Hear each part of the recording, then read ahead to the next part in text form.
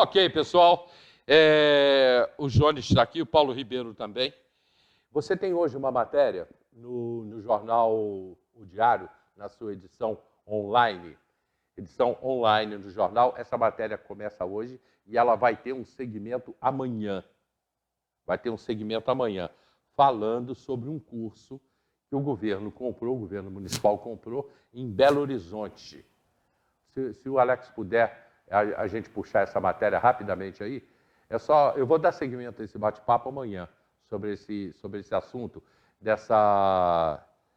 desse curso que a prefeitura comprou. Essa matéria do Vanderlei Pérez está na edição online de hoje do jornal O Diário, mas ela vai ter um segmento amanhã.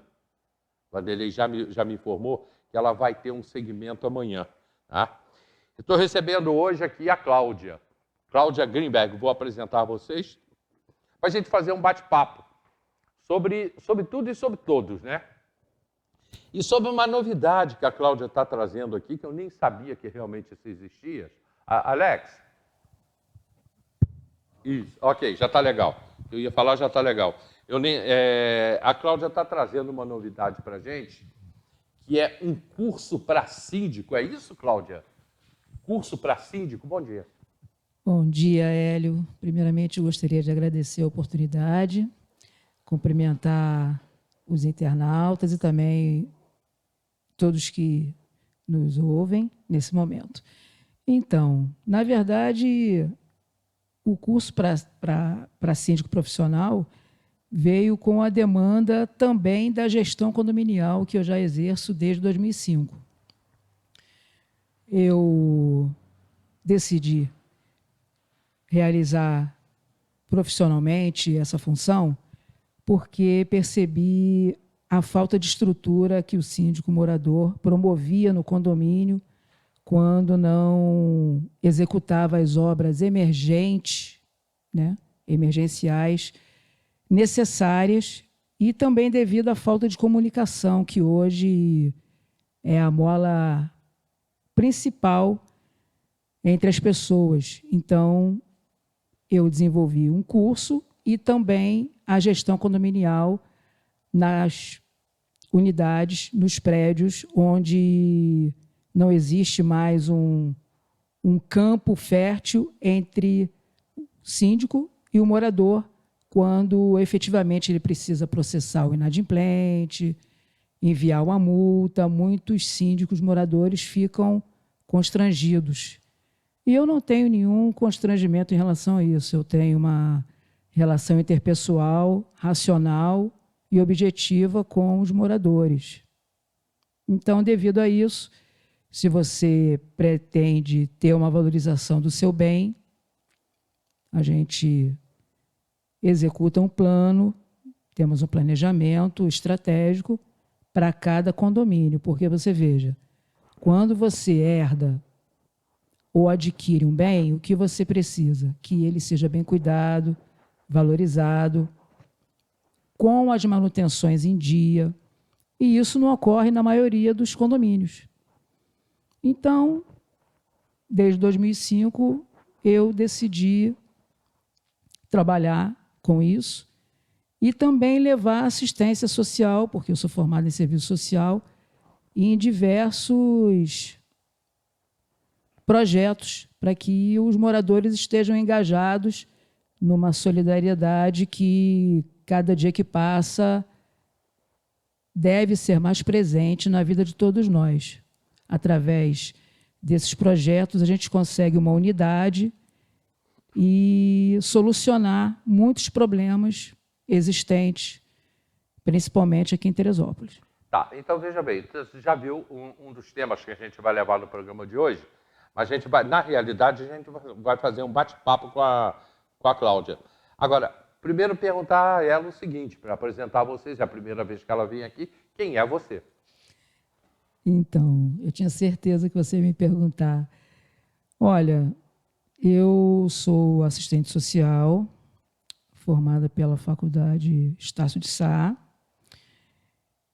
Venho para Teresópolis desde criança e me mudei definitivamente para Teresópolis em 2017, mas eu sempre tive um olhar muito crítico em relação à cidade em diversos temas. Porque quando a gente fala de serviço social, nós precisamos entender que a igreja sempre esteve ligada, de certo modo, ao assistencialismo, não à assistência. Então, devido a isso, a gente atravessa por décadas muitos problemas, principalmente naquilo que tange a mudança de comportamento do usuário do serviço social. Então, depois que eu me formei em serviço social, mesmo já trabalhando com gestão condominial, porque é o que eu mais gosto de fazer, então eu juntei as duas coisas. Eu faço aniversário na próxima semana, dia 2 de abril, onde a gente tem aí comemorado o Dia Mundial do Autismo. Então, como também ocorre no meu aniversário, eu decidi abraçar essa causa. E um dos projetos que eu queria implementar aqui na cidade de Teresópolis seria uma brinquedoteca para as crianças que possuem o autismo, a síndrome de Down, porque através desse tipo de projeto nós temos a inclusão. Nós temos dificuldade em encontrar os monitores nas escolas para que possa existir essa inclusão. Afinal de contas, existe uma lei que incentiva esse convívio. E a gente não percebe, pelo poder público, essa vontade política em projetos que seriam a porta de entrada para a desigualdade social, além do convívio. Tá, eu não entendi uma coisa quando você falou que a igreja faz assistencialismo. Sim. Nesse ponto eu não entendi muito bem. O que você quis dizer com isso? O que eu quis dizer com isso foi o seguinte: quando nós temos aqui, lá nos anos 30, a entrada do serviço social, ele era promovido, na sua maioria, por mulheres. Hoje é que nós temos homens formados em serviço social. E naquela época, as mulheres que vinham de famílias mais abastadas, que tinham uma condição financeira acima das demais, é que promoviam o serviço social. Naquela época, a Igreja Católica angariou muitas famílias para realizar o serviço social através da entrega de cestas básicas, até mesmo de cursos para bordar, cursos de artesanato, entre outras funções. Mas acontece que depois que nós tivemos, nos anos 80, toda aquela mudança do serviço social com a Marilda Yamamoto, nós percebemos que o que se fazia naquela época e o que se faz hoje ainda, contrariando as vertentes do serviço social, seria o assistencialismo. Por quê? O Estado ele precisa prover o seu usuário e não terceirizar essa ajuda. Então, quando eu digo isso, é porque nós temos um abrigo público aqui? Não. Temos. Nós temos o sopão. Sim, mas o sopão, ele permite que você vá, você toma banho, você janta passa a e dorme noite, lá. isso, e no dia seguinte você tem que sair. Eu digo de um acolhimento profissional para que você possa estar ali residindo, juntamente com um curso de qualificação que você precisa fazer. É preciso que uma corrente né, com diversos elos, estejam interligados e que nenhum se quebre. Então, o Estado provém o abrigo. Nesse abrigo, você precisa ter um curso de qualificação. Se esse usuário tem algum tipo de problema que venha do alcoolismo ou da dependência química, ele precisa, já é uma outra vertente, ele precisa ser tratado e depois ele precisa ser reinserido no mercado de trabalho. Se uma dessas três coisas não ocorre, você já tem uma falha. São Paulo tem hoje mais de 3 milhões de moradores de rua. Moradores de rua. Isso é a total ausência do Estado. E olha que existem lá diversas organizações não governamentais que levam essas pessoas para o interior do seu projeto e tratam, fazem exatamente isso. Encontram uma rede que possa colocar aquela pessoa no mercado de trabalho. A Gerando Falcões é uma delas. Ela promove nas comunidades, nas favelas de São Paulo, a qualificação para que isso possa amanhã não gerar uma violência, uma retirada desse jovem do caminho daquilo que é correto para aquilo que a gente hoje verifica, que é o aumento da violência, da desigualdade e principalmente da falta de estrutura familiar. Mas, de certa maneira, a igreja está entrando aonde o governo não age. Exatamente. Aonde o governo não faz, a igreja se sente na obrigação de fazer. Exatamente. E através dessa ajuda, que eu acho até muito bem-vinda, não poderia ser apenas ela. Mas, com isso, a prefeitura e o governo se esquivam da sua responsabilidade. E o recurso que deveria ser aplicado nessa área vai para onde? Vão para outros setores, são desviados, o que não poderia, né? Entende? Que não pode. Então já existe aí um desvio de finalidade que a gente precisa cobrar. Eu conheço o trabalho de várias igrejas aqui em Teresópolis. O pastor Vinícius, na Barra do Imbuí, por exemplo, faz um trabalho magnífico ali junto às pessoas carentes. A Missão Metodista Meu Dom, lá no Meu Dom. O Padre Jorge, aqui na Igreja de Santa Teresa. Mas eu vou voltar um pouquinho. Eu acho que a igreja faz isso em cima da falha. Agora eu já estou opinando no que a Cláudia está falando. Em cima do erro do governo, da falha, da omissão do governo. Onde o governo se omite, a igreja se sente ali na obrigação de fazer, de ajudar. Ela poderia até ser ajudada pelo próprio governo. Poderia ter convênios ali com as igrejas e tudo, né? Porque, na realidade, os governos não fazem. Em Teresópolis, nós não temos um abrigo municipal. Não temos.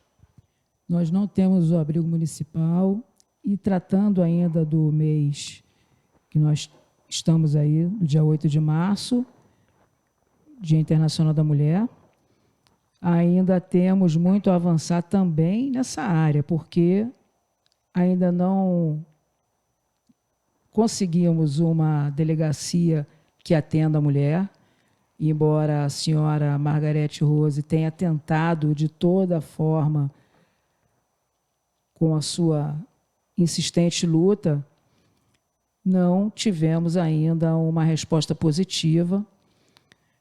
Separaram o primeiro andar, onde hoje existe a delegacia, mas ainda é tudo muito no projeto. Além disso, não adianta só colocar o espaço lá, é preciso que tenha a delegada, preciso que tenha a assistente social, a psicóloga, acompanhando, inclusive, na questão jurídica, todo o trâmite que é necessário. E, além disso, precisamos também de casa de acolhimento para aquelas mulheres que sofrem violência doméstica. Além disso, precisamos também de uma creche junto com essa casa de acolhimento. Por quê? A filha, o filho, não pode ficar separado da mãe. E essa mãe, quando está nesse abrigamento, também precisa de uma qualificação para ser reinserida no mercado de trabalho. Muitas vezes elas dependem financeiramente do seu agressor. Então, eu estou trazendo aqui para você coisas sérias que o nosso município precisa avançar. Nós vamos ter, nos próximos dias, aí, um encontro sobre turismo no Rio de Janeiro para os 92 municípios. Isso é importante? Muito. Mas, junto ao turismo, é preciso que a gente fortaleça o social. Enquanto o social não for valorizado no tratamento da dependência química, do abrigamento para aquela mulher que sofre violência, para as crianças que também sofrem violência através de estupro, pedofilia, entre outras coisas que eu nem vou citar aqui. E além da questão da delegacia da mulher, nós vamos ter diversas apreensões. O Guleal agora apresentou para o 30º Batalhão que teremos a segurança presente aqui. Isso é um avanço? Não sei. Isso é o retrato do que Teresópolis hoje se tornou. Tem muitas coisas que acontecem hoje em Teresópolis que não ocorriam no passado. Então, é preciso que o nosso prefeito, Vinícius Clausen, através do seu secretário, Valdec Amaral, promova uma conscientização preventiva da violência em nossa cidade, junto ao Conselho Tutelar, com o CRAS e o CREAS. É preciso que haja um diálogo, uma comunicação, uma união de todos os órgãos competentes para solucionar o problema social na nossa cidade. Eu gostaria também de deixar aqui os meus sentimentos à família da doutora Inês Coutinho, que nos deixou na última semana. A doutora Inês foi uma percursora aqui na cidade no tratamento dos jovens, através dos projetos que ela tinha na vara da infância e da juventude, e foi uma grande perda para a nossa cidade, infelizmente. É verdade isso. Olha, eu já tenho aqui algumas pessoas participando aqui, opinando aqui no que a Cláudia está falando, e no programa de amanhã eu vou estar aqui com a Amanda, a doutora Amanda. Ela é advogada criminal para a área da mulher. Ela atua na área da mulher, advogada criminal. Ela que vai estar no programa amanhã com a gente. E ela já me deu algumas informações do que a gente vai poder falar no programa de amanhã, e é muito importante. Só que, Cláudia, eu tenho um comercial agora, as mulheres não participam, tá? Você, quando entra num assunto desse, a mulher, ela se fecha, ela se omite. As próprias mulheres que sofrem agressão, ou que têm seus filhos agredidos, às vezes, muitos casos de agressão sexual em Teresópolis, e eu tenho amplo conhecimento disso, do que acontece, as pessoas se fecham. A Kátia Silva, na volta você comenta isso. A Kátia Silva botou aqui que nos postos de saúde não tem ninguém para fazer um pré-natal. No caso, na nora dela, que está com 4 meses de gestação. Já procurou vários lugares e ninguém atende. Esse prefeito está deixando a desejar. Onde está a verba que veio para Teresópolis? Tem que investir na saúde. A saúde de Terê está doente. Dá nojo de ver. E ainda bem que não votei nesse cara agora o que estamos sofrendo. Eu tenho a participação aqui muito boa do Marcos Vinícius, com 2 comentários aqui muito bons aqui, com referência a tudo que a Cláudia está falando. Eu estou indo para o comercial, rapidamente indo para o comercial, lembrando que a Gota Elétrica está com ofertas até o dia 31 de março. Gota Elétrica Albuquerque, loja nova em Albuquerque, Araras e também no Alto. Gota Elétrica. A gente volta já.